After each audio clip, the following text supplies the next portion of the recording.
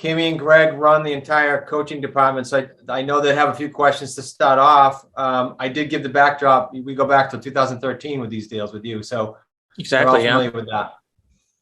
So thank you again. Cami and Greg, you have some initial questions? Yes. So one of the biggest questions that we get as coaches and just within our community in general is, how do I go about finding an attorney? And one of the things that, that is familiar with terms. So one of the things that Greg and I have done is we have started, well, I should say more you, less you, but has started a list of specific questions that because we're on number five for our attorney, and some of them we've kept and some of them we've fired. But I was just curious from an attorney standpoint, if someone coming in doing deals term, do you have any specific things that you think that we should ask that maybe is an attorney's language that we maybe don't understand? Sure. So great question. One of the first things is you're going to want to avoid any lawyers that have AOL email addresses. Okay. And I'm saying that somewhat tongue in cheek, but it'd be like if your financial advisor drove up to your house in like a piece of junk car, and didn't dress professionally and stuff like that. I mean, I'm joking, but only partially. A lot of what we do, my office and most law firms, is we're dealing with a lot of sensitive material, social security numbers, private data, stuff like that. And so in an office like mine, I'm in an office with like 10 attorneys, maybe 30 people total. So we're not, a solo practitioner, but we're also not one of these massive 100 attorney law firms, but we have our own server. I have my own email address. It's hosted here. We have a tech company that audits us and monitors that we haven't been hacked and all that kind of stuff. And when I guess it's fine if you've got somebody who's like a criminal law attorney who's just going down doing DUI cases, who has, a Gmail address or something like that. But if you're dealing with somebody in the business world, a business attorney, real estate, estate planning, anything like what you guys are kind of working with, you want someone who looks and acts the part. And so part of that is going to be make sure they should have a website. They should have a non AOL or Gmail email address.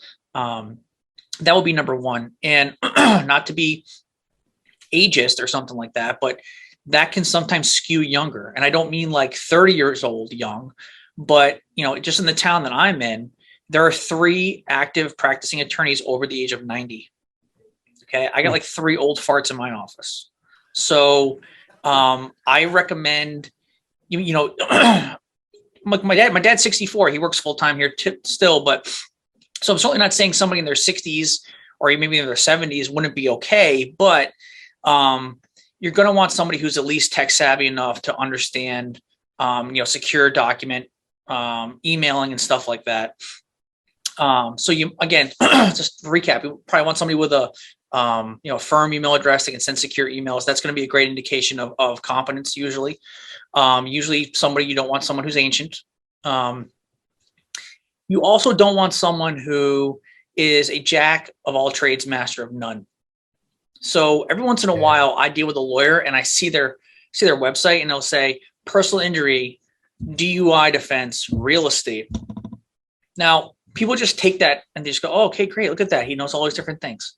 Well, if you went to your doctor's office and they said dermatologist, heart surgeon, dentist, would you trust them to do any one of those things to you? No way. Of course not. You look at, they'd be like, that's insane. Pick a lane, pal. Right. So that's another concern you want to have is particularly once you start getting out of metropolitan areas, and you're on more Main Street USA, you can start getting more general practitioner attorneys. I have some of my own firm, and I'm not trying to be condescending to them. There are practice areas that have synergies with them. So I do real estate and business law. They kind of go hand in hand. We have another guy here who does a lot of land use.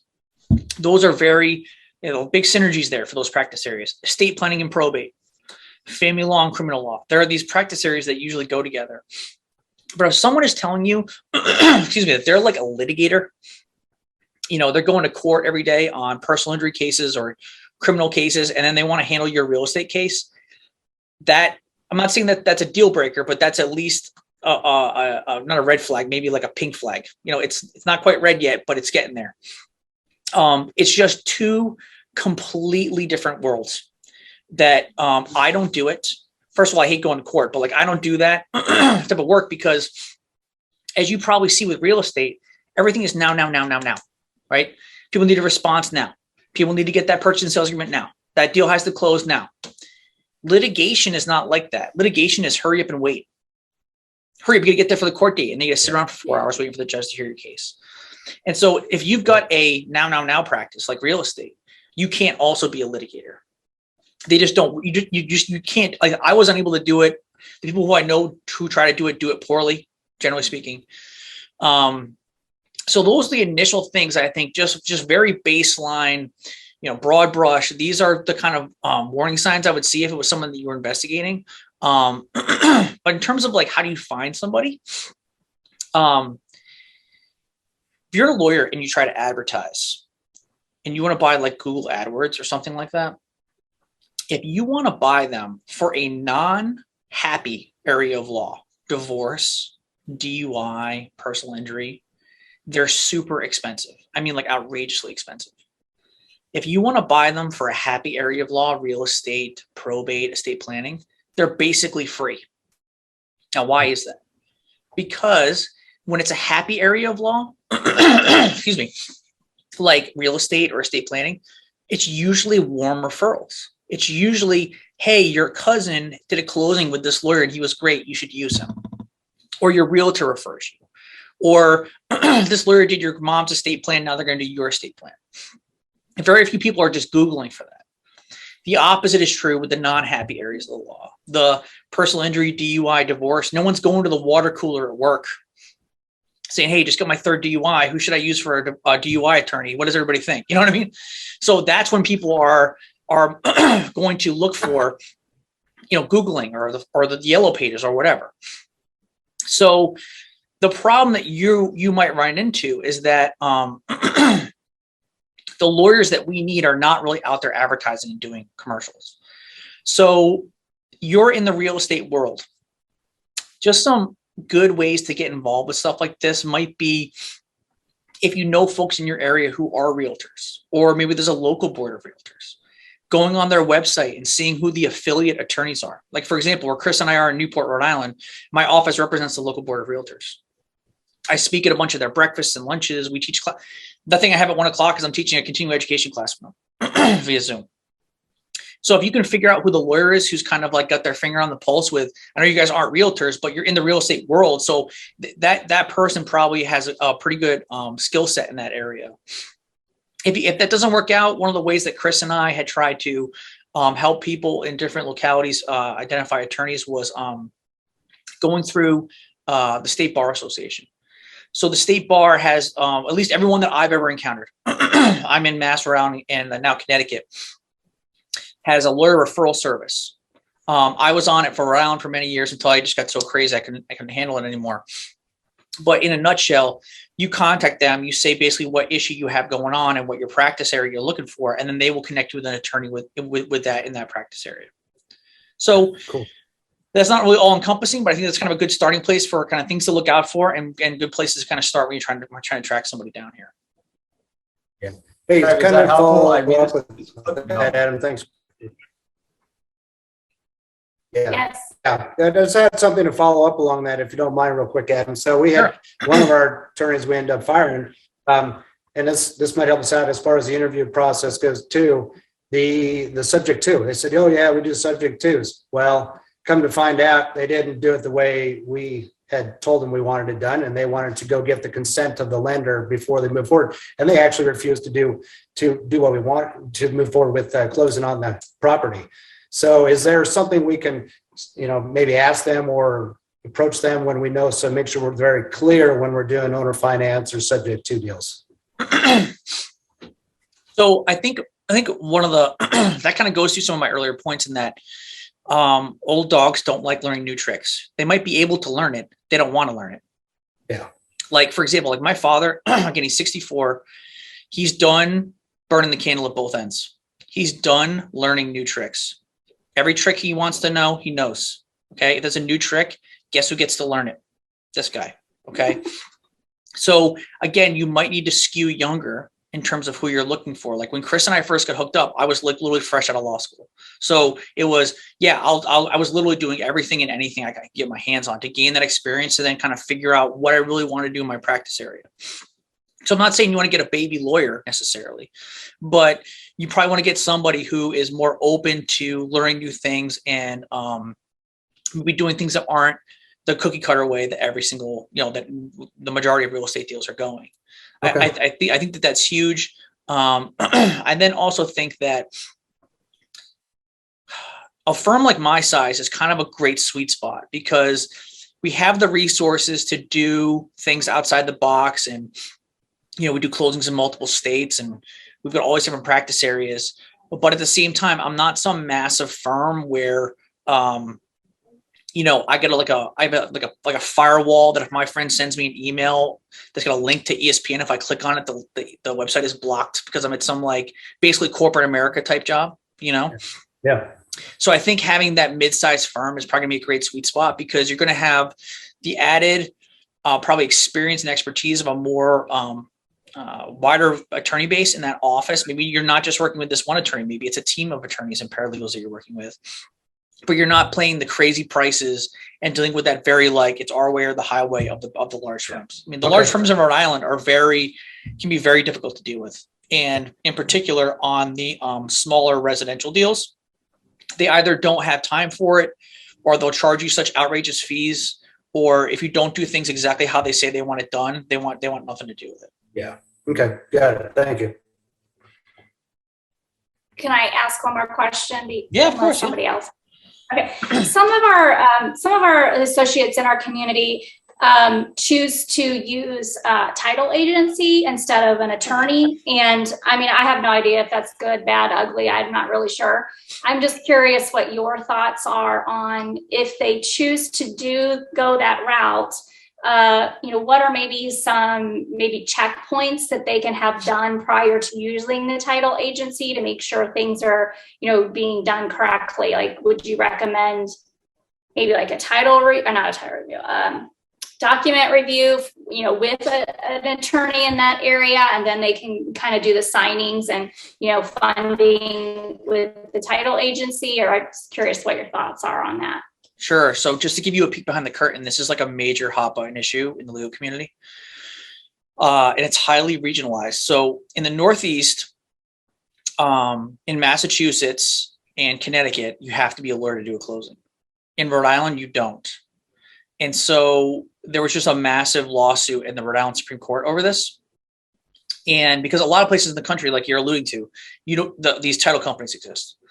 And so in Rhode Island, when the lawsuit happened, the title companies in Rhode Island that want to continue to make this money. Oh, by the way, the reason that they exist is because they don't want to deal with the regulation that law firms have to deal with. My office, when we do anything, we have to have these special escrow accounts that we remit all of the interest that we earn to the state, and that's how they fund things like the public defender's office. We have very, very strict conflict of interest rules. I, for example, can't take kickbacks from realtors or mortgage brokers or stuff like that. It's very, very highly regulated. The title companies don't have to go through a lot of that. And not only that, the owners of title companies, guess what? When they have an employee who's doing a closing, they're not paying that employee an attorney salary. They're paying it a non-attorney salary, which generally is going to be lower. Mm-hmm. So the owners of these companies get to keep all the interest. They get to pay their employees less, and they have way less red tape they have to deal with. That's why they exist. Okay. And then you can come these conglomerates that can work across multiple states, and it becomes this kind of massive operation. The argument that they make in favor of that is that it's consumer choice. And it's more cost effective for people because you're not paying a lawyer. And in Rhode Island, my wife is a nurse practitioner, and I thought that it was somewhat a little bit disingenuous of them. A lot of these companies tried to make the comparison to physician's assistants and nurse practitioners as an alternative to doctors, and that title companies were basically that for law firms, which my wife has done 9 years of schooling. A title company can hire somebody and just make them a notary and send them to a closing. Yeah. And so I thought it was a real inappropriate comparison, but that's kind of at least the argument on the title company side as to why they should exist. Now, I'm not saying that they're all bad or that even some of, many of them are bad. I'm sure many of them are great, but in a lot of these states that don't primarily use attorneys for closings, at least, again, take all this with a grain of salt because I've only ever seen it indirectly. Law firms are doing the document review and document prep, but when it comes to actually issuing of title insurance policies and acting as settlement agent for a closing, that's when the title companies come into the game. So it's not a title company or a law firm. I think in practice is going to be much more of a collaborative approach. In places like the Northeast, it's pretty much just going to be straight up attorneys. There are, and we're going to be careful. There's a distinction here between a title company and a title insurance company. The insurance company is like Fidelity. They're these massive companies that's actually insuring all these titles. The title company is almost like Jane Doe is an Allstate agent. Okay. And she has her Allstate office and you're coming to her and she's, doing your insurance. She's like your agent, but Allstate is behind the scenes. They're the underwriter of the policy. That's kind of the relationship these companies have. The title company is kind of that person who's like your face. And then the massive conglomerate behind them, Fidelity or somebody like that, is the actual underwriter. So I think that's an important distinction. And there are some states where, listen, title companies are just the way it goes. Again, it's basically the west of the Mississippi. As far from what I've seen thus far, definitely California. Whereas if you're in kind of Yankee territory, you're more beholden to the law firms. So I don't think there's necessarily a right way or a wrong way. Even here in the Northeast, where Massachusetts is 20 minutes in one direction and Connecticut's an hour in the other direction, the custom and difference in the three states can be rather stark sometimes. So even in a very, Rhode Island is the size of a county for some other states, and there's regional variation here. So there's no real right way or wrong way. I think you probably got to play by the rules of whatever locality you're in. But I still would have an attorney involved. The main argument that the attorneys in Rhode Island made before the Rhode Island Supreme Court when this case came up is we said to the Supreme Court justices, if your child was buying a property, would you hire a lawyer? And of course, all of them said yes, right? That was our argument. And if they're going to say yes, then why should this kind of more ethereal, hard to get your hands around theory of, well, it's more consumer choice to allow these title companies to exist. Why does that even matter if we all agree that what you should be going with is the lawyer to begin with? So I would definitely be having them as part of the process, especially given the creative nature of the deals that we're doing here, to make sure that everything is documented appropriately. Yeah. Adam, is it safe for Cami and Greg have a lot of exposure to these people, but I've always said, and tell me if this is a safe comment, to your earlier point, like if they're in, I'll pick Arizona. It doesn't matter. I know Steve's in Arizona, but there's different states, but their title. And I always said to Claudia, another associate, like, that's great. You have a title company, but if anything was to backfire or there's a lawsuit or anything, you're going to need an attorney anyway. Isn't there truth to that and more reason to get someone on your team, bare minimum? Totally, Chris. Great point. And as Chris and I have discussed this, I'm not the only attorney Chris works with, right? Chris has a network of people that he works with on his deals, right? So we all kind of have our roles.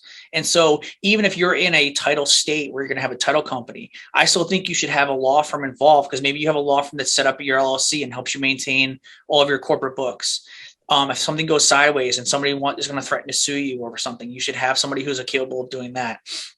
And then again, still, I'm biased, obviously, but I would still think that, when you're a kid, you just assume that adults know what they're doing. And then you become an adult and you realize that most adults are just faking it. Okay. And then, right. And then it's the same way with lawyers. Like when I was in law school, you just assume, oh man, I can't wait to become a lawyer and know what I'm doing. Right. And then you get out of law school and you realize it's just like being an adult. It's experience and making mistakes and learning from them. When Chris and I were doing these deals initially, like, yeah, we made mistakes. We learned from them. We fixed them. The amount of people who are, I'm 37, the amount of people who are my age and many years older than me and older than my parents who are halfway competent or completely incompetent, but are lawyers is shocking to me. And there are, repeatedly on deals. I just had a massive commercial deal 2 weeks ago. I was dealing with it all weekend. The other lawyer, and he's probably 70, was so bad. he's going to get sued for malpractice. It was unbelievable. And so I think you can't just, even if you have a lawyer, you can't just like assume that you got to vet these people appropriately, and then also build a working relationship with them. And maybe they're not going to work out. Hopefully they are. But then eventually, again, I know I've seen Chris's videos on Facebook recently about how this is not hey, you're going to sign up and do these programs, and 3 months from now, you're going to be rich, right? I think Chris was saying in one of the videos, it's a 3-year process. And to really get comfortable or something like that, years. And that's definitely what happened with me. And I think that's what's going to happen with you as you work with your attorneys. It's going to be, or whoever you're working with, your partners, is this trial and error. Some things are going to work, some things aren't. And then 3 years from now, I can look back like, oh my God, I can't believe how I was doing things in 2022. I'm just like, if I knew then what I know now. I think there's probably gonna be a lot of that. And the legal component here is no different. So I think you gotta have a network of people to work with. Even if you're in a title state, you got to get those relationships established now, because you want to make sure that you have a good relationship when the shit hits the fan, not when if something bad happens and then you're like, oh my God, and you realize your attorney's incompetent, right? We want to make sure that this is somebody who is going to be appropriate for you to work with from day one, when everything's good. Yeah, I think that we're just heading into that came up on our 3-year anniversary. And I think that's probably the biggest thing that I've learned on the legal side is how much we need a network of attorneys. We've met with people that I'm like, yeah, he's more of a litigator and not a transactional type of an attorney. Yep. And so here I thought going into this, we'll just need an attorney. And in fact, we probably need like 3 or 4.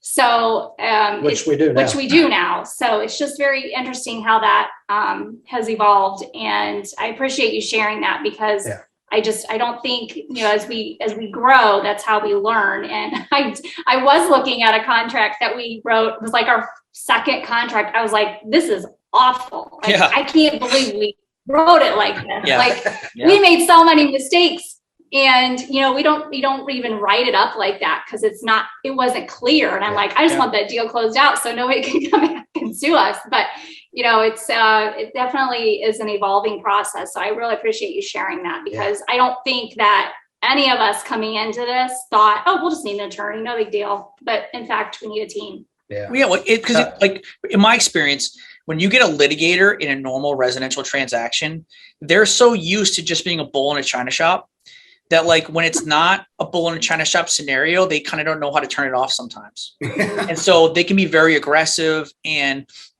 which is great. They serve their role. It's like you wouldn't have like a heart surgeon act as a pediatrician. Like the healthcare analogy, I feel like it's just been the most appropriate one that I've ever come across, where everybody kind of has their role. And when people start getting out of their lane, that's when problems start coming up. That's right. Exactly right. Adam, I know you have your training. It's almost quarter up. Super appreciated. I want to kind of say one thing before I jump you guys to Cami and Greg's point, and that is, it's just like lead gen when Brian O'Neill said last week, hey, figure out a freaking way to get it. Like, if you don't sit there and want it, you can't get it. Same with an attorney. Start unturning some of these stones with the Realtor Association, the investor associations that are local, and just start asking. You just got to go after it.